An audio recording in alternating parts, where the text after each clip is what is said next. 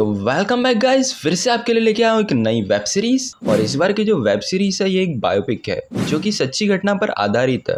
तो मेरी आपसे निवेदन है कि आप इस वेब सीरीज को पूरा जरूर देखें। तो चलिए स्टार्ट करते हैं। सीरीज की स्टार्टिंग में बहुत सारे बच्चों को क्लास में बैठा देखता है, जहाँ उनके टीचर सभी बच्चों से पूछ रही होती है कि वह बड़े होकर क्या बनना चाहते हैं। इसी बीच वह एक बच्चे को पॉइंट आउट कर कहती है, बताओ तुम बड़े होकर क्या बनना चाहते हो। इस पर वह बच्चा कहता है कि वह साइंटिस्ट, पुलिस, टीचर इन सब में से कुछ भी नहीं बनना चाहता। वह तो बड़े होकर बस माँ बनना चाहता है। यह सुन सभी स्टूडेंट्स उसे घूरने लगता है। वह यह भी कहता है कि वह बड़े होकर एक बेबी को गोद भी लेना चाहता है। यह सुन टीचर गुस्सा हो जाती है और कहती है, मर्द कभी माँ नहीं बन सकते। क्लास के सभी स्टूडेंट्स इस बच्चे को घे घे कहकर इसकी खूब इंसल्ट करते हैं। सिचुएशन को अंडर कंट्रोल होता देख टीचर इस बच्चे को क्लास के बाहर निकाल देती है।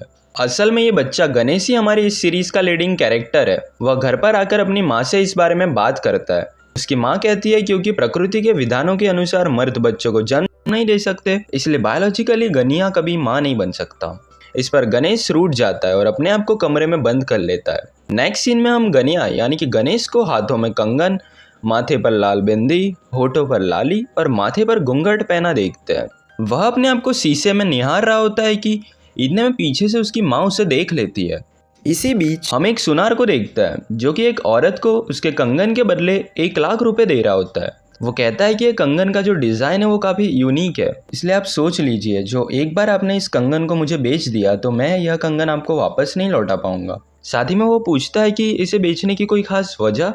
वह औरत कहती है कि मैं एक माँ हूँ और माँ अपने बच्चों के लिए अपनी जान भी दे सकती है, और मेरे तो एक एक नहीं बल्कि 12 बच्चे हैं। एक पल के लिए तो वह सुनार भी शॉक हो जाता है। अब इस औरत का फेस रिवील होता है जो कि दिखने में गनिया जैसी लग रही थी, लेकिन अब इसने अपना नाम चेंज कर गौरी रख लिया होता है। अब तक जो हमने देखा उसमें कैसे एक लड़का गणेश जो कि अपनी माँ बनने की चाह को पूरा करने के लिए गौरी बना, इसकी आधी अधूरी स्टोरी थी। चलिए अब प्रेजेंट में आते हैं। गौरी मुन्ना के साथ बात कर रही होती है कि हमारे समाज में टोटल 2 जेंडर है, एक मेल और दूसरा फीमेल।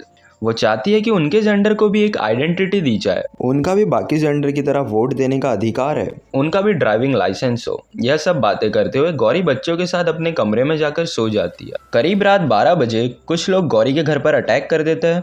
वह गौरी के विंडो पर एक पत्थर मारते हैं जिससे कि विंडो पर जो मिरर होता है वह टूट जाता है। यह सब भी ट्रांसजेंडर ही होता है, लेकिन किसी और दल के साथ मिले हुए होता है। गौरी अपने हाथ में लाठी लिए उन सबको डरा धमका कर भगा देती है। मुन्ना गौरी से कहता है जिनके लिए वह यह सब कर रही है आज वही उसके खिलाफ है। इसके जवाब में गौरी कहती है पहले उसे उनकी जाति वालों का माइंडसेट चेंज करना होगा, फिर ही वह दूसरे लोगों का माइंडसेट चेंज कर पाएगी। अब नेक्स्ट मॉर्निंग गौरी तैयार होकर अपनी कार में जा ही रही होती है कि इतने में एक गे उससे पैसा मांगता है। गौरी कहती है पैसा तो नहीं है लेकिन मेरे पास तुम्हारे लिए काम जरूर है। यह क्या, वह उसके हाथ में एक कार्ड थमाती है। फिर वह उसे उसका नाम, विलेज, उसकी बीवी का नाम, ऐसे बहुत सारे क्वेश्चंस पूछती है। लेकिन जैसे ही वह उससे उसके बच्चे का नाम पूछती है वह गुस्सा होकर गौरी का कार्ड वहीं फाड़ कर फेंक देती है और वहां से चली जाती है। फिर गौरी को एक राइटर के साथ बात करते हुए देखता है जो गौरी के लाइफ पर एक बुक लिखना चाहती है। इससे पहले कि वह गौरी से कोई क्वेश्चन पूछती, गौरी कहती है मेरे बारे में जो भी तुझे जानना है वह सब इंटरनेट पर अवेलेबल है, इसलिए कुछ ऐसा यूनिक क्वेश्चन पूछ जो कि मुझसे आज तक किसी ने पूछा ना हो।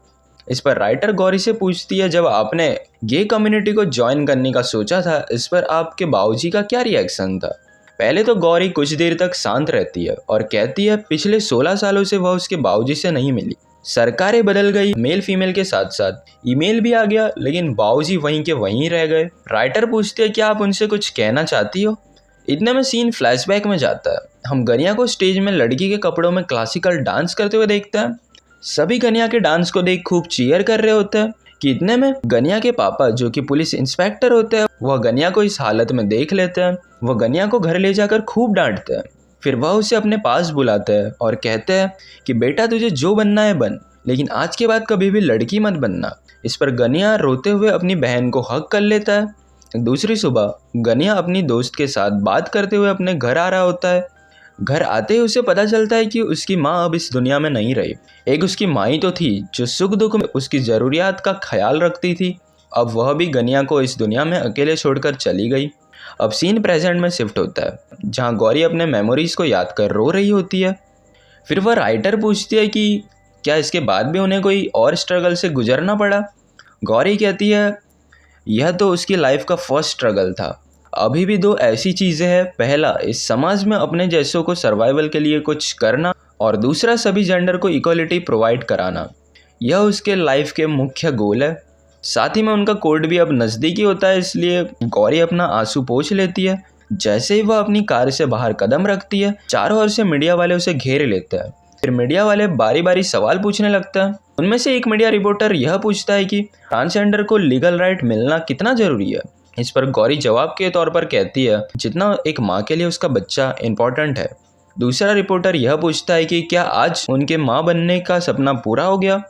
गौरी कहती है पहले एक बार इस देश का नागरिक बन जाए, फिर माँ भी बन जाएंगे। इतने में फीमेल रिपोर्टर एक तीखा सवाल पूछती है कि इस वक्त गौरी की कम्युनिटी उसका कितना साथ दे रही है। गौरी कहती है 40% वोट में सरकार बन जाती है, यहाँ तो फिर भी नागरिकता का सवाल है। वह झूठ कहती है कि 90% से ज़्यादा ट्रांसजेंडर कम्युनिटी उसके साथ है। अब गौरी सुप्रीम कोर्ट के अंदर एंटर करती है। हम दो लॉयर को गौरी का पीछा करते हुए देखते हैं। जब गौरी और वह राइटर भारत माता को प्रणाम कर रहे होते हैं, उन दोनों में से एक लॉयर पूछता है कि आप दोनों में से गौरी मैडम कौन है। गौरी कहती है तुझे दिख नहीं रहा, मैं इतनी सज धज कर खड़ी हूँ, मैं ही गौरी हूँ। इतने में वह लॉयर गौरी के कपड़ों पर कीचड़ फेंक दौड़ जाता है। वह गौरी को चेतावनी देते हुए कहता है अगली बॉटल एसिड की भी हो सकती है।